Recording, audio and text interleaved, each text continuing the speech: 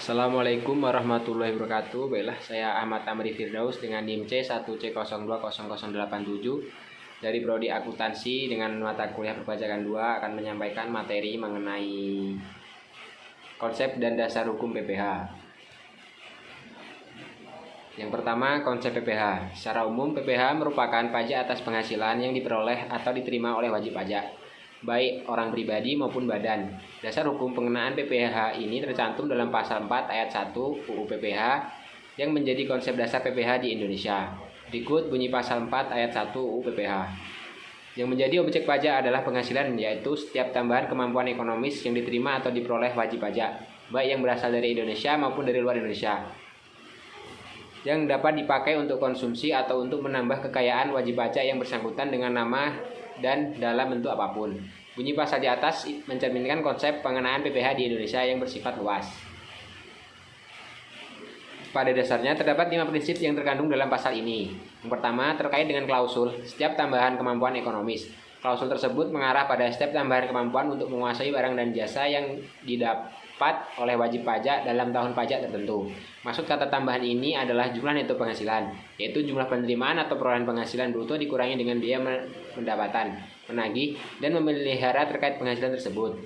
Prinsip kedua terkait dengan klausul yang diterima atau diperoleh wajib pajak. Klausul yang diartikan bahwa pengenaan PPh dilakukan hanya atas tambahan kemampuan ekonomis yang telah menjadi realisasi. Definisi realisasi dalam hal ini mengambil alih konsep akuntansi, yaitu penghasilan yang telah dapat dibukukan baik secara cash basis maupun akrual basis. Prinsip ketiga yaitu klausul yang berasal dari Indonesia maupun yang berasal dari luar Indonesia. Klausul ini mengacu pada sistem pemajakan worldwide income atau WWI yang diterapkan kepada subjek pajak dalam negeri terkait kewajiban pajak objektifnya. Prinsip keempat berkaitan dengan klausul yang dipakai untuk konsumsi maupun yang dipakai untuk membeli tambahan harta. Unsur yang keempat ini merupakan cara menghitung atau mengukur besarnya penghasilan yang dikenakan pajak.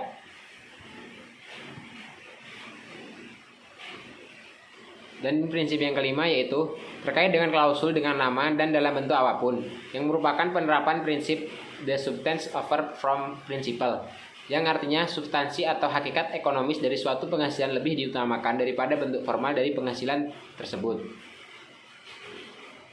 Dasar hukum PPh. Berdasarkan Peraturan Direktorat Jenderal Pajak Nomor per 32 /PJ/2012, PPh pasal 21 adalah pajak atas penghasilan berupa gaji, upah, honorarium, tunjangan, dan pembayaran lain dengan nama dan dalam bentuk apapun sehubungan dengan pekerjaan atau jabatan, jasa, dan kegiatan yang dilakukan oleh orang pribadi subjek pajak dalam negeri. Dasar hukum perhitungan dan pemotongan PPh ini merujuk pada Undang-Undang Nomor 36 Tahun 2008 tentang pajak penghasilan, Peraturan Direktorat Jenderal Pajak Nomor 16 /PJ/2016, Peraturan Kementerian Keuangan Nomor 101 PMA PMK.010/2016 dan 102 PMK.010/2016. Dan terakhir yaitu peraturan atau undang-undang lainnya yang memuat tentang pajak penghasilan. Pajak penghasilan biasanya disebut dengan pajak penghasilan. Pasal 25 atau PPh 25 adalah pajak yang dikenakan untuk orang pribadi, perusahaan, atau badan hukum lainnya atas penghasilan yang didapat. Dasar hukum untuk pajak penghasilan adalah Undang-Undang Nomor 7 Tahun 1983. Kemudian mengalami perubahan berturut-turut dari mulai Undang-Undang Nomor 7 Tahun 1991, Undang-Undang Nomor 10 dan tahun 1994, Undang-Undang Nomor 17 dan tahun 2000, setelah terakhir Undang-Undang Nomor 36 dan tahun 2008. Demikianlah presentasi dari saya.